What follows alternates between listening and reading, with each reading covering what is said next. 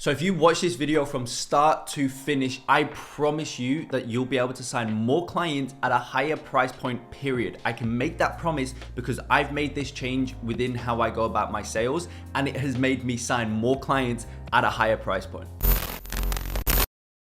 So the biggest idea I want to go through in this video is emotional selling and logical selling, right? Do you play on emotions or do you just go for the logistical approach? People have really big opinions on either one, right? Everybody's like, no, you have to sell emotionally, or no, you have to sell logically. But I want to give you two scenarios here, and I want to show you the difference between emotional selling and logical selling and what my thought process is. So let's have a look at the first scenario. So let's say, for example, you have a client and they sell golf clubs, okay? And this is an example that I pulled from Mr. Hormozi, and he basically gave this copy approach to how to sell golf clubs, right? But I want to preface his copy example with a logistical way of selling golf clubs. So if you had a client sold golf clubs, you could run ads to a golf audience and talk about the features of the product. You could talk about what the golf club's made out of. You could talk about the length of the handle and how big the bottom bit is, right? I don't play golf, so I don't know the first thing about golf, but you get the idea. You can talk about the features, right? And that would be a very logical way of selling it. The golf club is this metal. It is this, it is that, right? It's a logical way of selling it. So you could run an ad and talk about all those things. Or using Alex's example, you could write a piece of copy where you say something along the lines of, the next time you go out with your buddies on a golf day, watch as your ball soars 40 yards past theirs and watch them ask you how, but only you will know, right? Something like that. You know, that guy, you know that one friend that always hits further than you, always is more accurate than you, and always laughs at you because you're never able to match his stats on how he hits his ball, right? Well, now, get it up, get an advantage over him, have your ball go further, have your ball be more accurate, and watch as he asks you in pure confusion how you did that all of a sudden, but only you will know, right? And that's referring to the golf club. You got this new golf club that's just enabling you to just smash all of your friends all day long as you go out on a golf day with them. Which one, ask yourself, in those two situations, which one would you buy from, right? If you got served an ad and you play golf, which ad would you resonate more with, and which ad would you most likely purchase through? Probably the latter, right? And the latter was emotional selling, right? That's all it was. There was no logic to that, because maybe the golf club doesn't do that, but it was just playing on your emotional levers. It's playing on the idea of males being a lot more competition driven. And so if you can position the golf club in a way that's gonna make them beat their friends and whatnot, they're probably gonna buy it, but they're buying that pure out of emotion, right? Because there's no logic behind why you may be able to hit further. It's just pure emotion. Okay, so that's the first way, right? In that instance, emotional selling would crush it. It would be logical selling all day, every day of the week. Now let's have a look at a different approach. Let's have a look at a different situation. Let's say, for example, you jump on a sales call. You run an agency like 90% of my audience probably does. You're in an agency and you jump on a sales call, and you're on a sales call with a prospect who's at $50,000 a month right now with their business, whether it's an e-commerce business, a gym, a restaurant, a real estate agent, whatever it is, they're at $50,000 a month, and they want to scale to $200,000 per month with their business. And you've watched the first half of this video where you see that emotional selling is the way to sell. So you jump on a call with a prospect and you start asking them about their family. You start asking them about why they want to do what they want to do. Why do they want to get to $200,000 a month? And they give you an answer of, oh, I just want to, scale up, and I just like building things. I want to have a bigger operation. I just want to scale up. There's really not much more to it. But you keep digging why, but why do you want to do that? But why? Or you change how you sell to that prospect, and instead of spending that time digging into why they want to get to where they want to go, and instead of trying to spend time on the emotional side of the sale, you rather focus on the logistical aspect of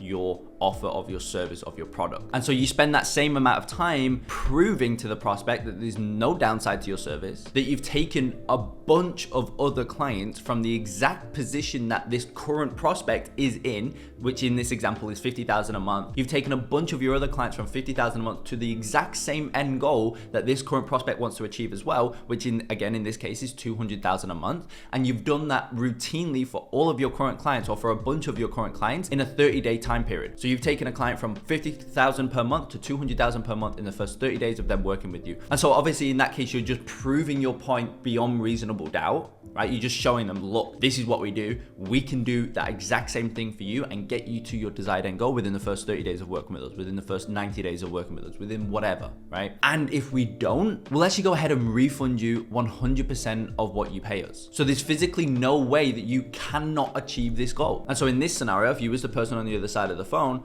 who would you probably go with? Probably, again, the latter. Now, the latter in this case was a logistical approach to sales. You know, you're just proving your point, you're just showing the facts. We'll do this for you. If we don't, we'll refund. Or we'll do this for you because, and we're that confident, maybe you don't even have a refund, right? You don't need to always have a guarantee in place. Look, we'll do this for you, right? We'll get you to your end goal. And the reason we're so confident in saying that is because look at this client here. Look at this, look at this, look at this customer, look at this customer, look at this customer. They've all achieved the same result that you want to achieve.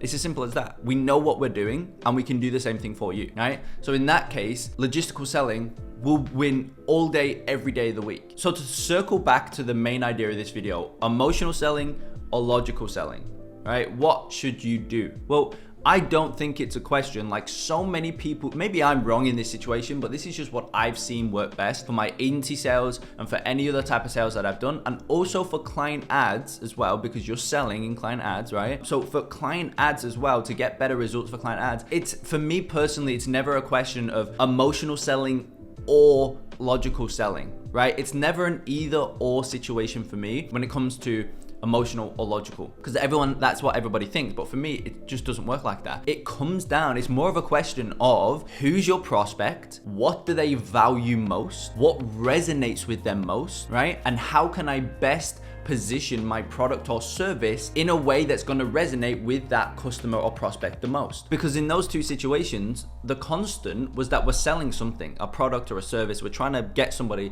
to buy something that we're offering. But both situations, the golf club and the agency sales, both required a different approach in how you sold the service. Why? Because you're selling a different product to a different customer. So you need to understand the customer, understand what they value, and then position your product in the best way possible to that customer by understanding what they value. Again, if we go back to the golf club idea, the majority of that audience is going to be male. Majority of males are very, very competition driven. Maybe some have a bit of an ego, so they just want to win all the time just to fuel their ego. Whatever, who cares, right? We're all very, very similar, okay? So you would want to play into that. So a logical approach to selling just wouldn't work, right? If you say, oh, look, this golf club's this, and this is that, or if you have another piece of copy that just plays directly into their ego, that's going to work every single day of the week. That's an emotional way of selling. Whereas the agency sale approach, playing on the emotional levers just doesn't do anything, because at the end of the day, you could play on the emotional levers all you want, but if you can't deliver results, if you don't have any proof of delivering results,